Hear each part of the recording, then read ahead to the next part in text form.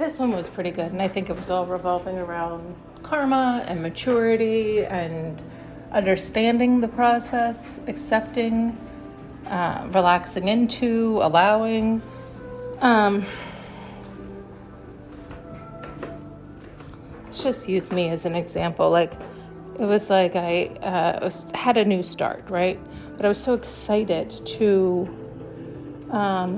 discover all the things I love and to run into love and all these things that I got ahead of myself. You used to hear me say all the time that I was like a little kid who would run into the fire, get totally burned, and have to go in the hospital. And then I'd come out of the hospital and run right back into the fire. And it's like, she can't learn. Right? Like, what's the problem here? Somebody go help this child, explain it to her. And so, sorry, I just got distracted by something. And so then I heard for the longest time, they stole from you, they tried to rob you. And then all these things where it was like implying that somebody stole your new beginning. It's just how you see it, or you gave it away, right? It's the idea of like, you accepted less than, you engaged with what was presented, you tolerated, you accepted what was versus desiring what you wanted. They were showing something else. I'm trying to verbalize it relating to me. So you can follow the storyline where it's like the idea of you get what you put out, yet you have to wait for it, right? Like, don't just accept the things that come your way when it's not truly what you want or everything you want. It's the idea of don't settle. Love yourself enough and trust yourself enough, hopefully fully and completely on both ends, that you trust the universe will bring it to you in due time. And yet oftentimes we don't believe or aren't patient, or we don't trust, or we think it's as good as it gets, or we get fearful that if we don't accept this, nothing better will come along, or we think it's good enough, right? I'm trying to explain what they're showing. It's like sometimes we will discover that we like this and this and this and this. Maybe it's different traits or characteristics or qualities or this or that. And, but it's like, say you're deciding what kind of partner you want. Well, you want somebody who's really kind, and you want somebody who's funny, and you want somebody who's self-aware, and you want somebody, who has a growth mindset. And then somebody who comes along who's really kind, but they don't have a growth mindset. They're not self-aware. They're not funny, but they're kind. And you're like, but they're really kind. They're really nice. They're really kind. And you end up accepting them. Are you going to be happy? No, you are not. No, you are not going to be happy. But whose fault is that? Right? And so it's like you have to wait and trust in yourself. It's like, don't just accept what comes along, even though it fits some of the characteristics. And this maybe isn't a great example because I'm using people. We don't necessarily want to do that. I mean, you can, but you know what I mean. And so I'm just trying to stick with the storyline and try to verbalize how they're showing it. It's like that idea of like,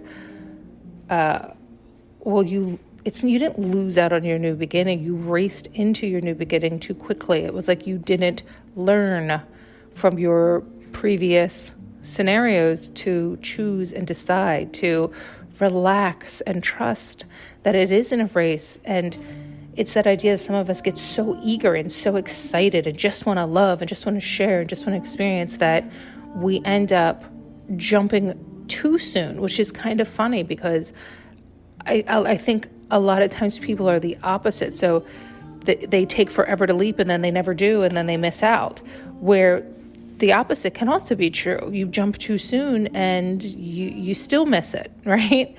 And that's why I said I think it's also the idea of maturing, right? That ability to slow down, to decide, to remain present, to not lift off into Never Never Land, right? Don't lift off into fantasy. Don't lift off into potential.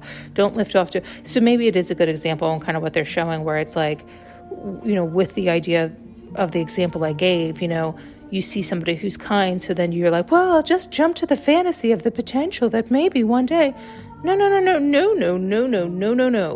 No, we want to be a match from the jump, right? You want to be able to match from the jump. Otherwise, you're setting yourself up for failure.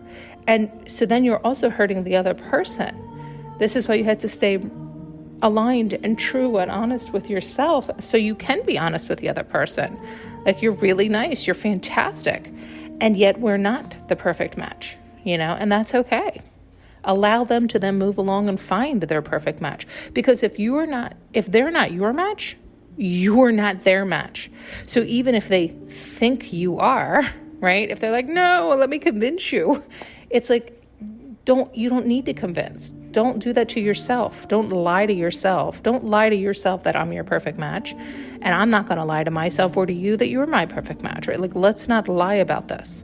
Let's not force fit this. Let's not make this work, right? It should be easy in the flow when it feels good and it feels right.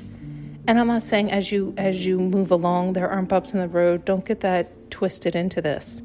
You know what I mean when you match up seamlessly. It's just easy. It just flows. It just feels natural, just like you've known each other your whole lives. And you have to be very careful with that, right? Because some of us, like, I tend to have that with a lot of people, right?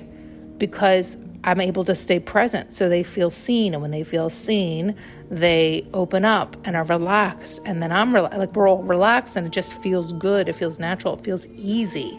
And so then people can confuse that, right? And so, you got to be careful with all these things. But I thought that was interesting in the idea of people say they stole from me or they made me miss out. No, you gave it away. You chose that. You didn't want to wait, right? You lost faith in yourself. You didn't believe in yourself. You didn't choose you. You didn't think you could get what you wanted, right? You didn't think you were strong enough or powerful enough in your mind to dream and desire. But if you have enough power to dream and desire, it can be, then it can be. Yet you have to then continue to love you and work on you and continue to live so you can decide and decipher and choose. Otherwise, you will just settle for what is and accept what comes your way and convince yourself that it's the perfect match to justify your decisions, even though you can't seem to feel completely in tune, right? You don't feel that full resonation, so you end up looking and searching and seeking ways to justify your decision, to keep it comfortable, to keep it the same, to keep it in place. And it's like, why are we doing that to ourselves? Why are we doing that to ourselves? And it's like this idea of laziness and lack, right? Like, too lazy to get out of your comfort zone and try something new, too scared, thinking that you might not find it, that lack, that uncertainty, that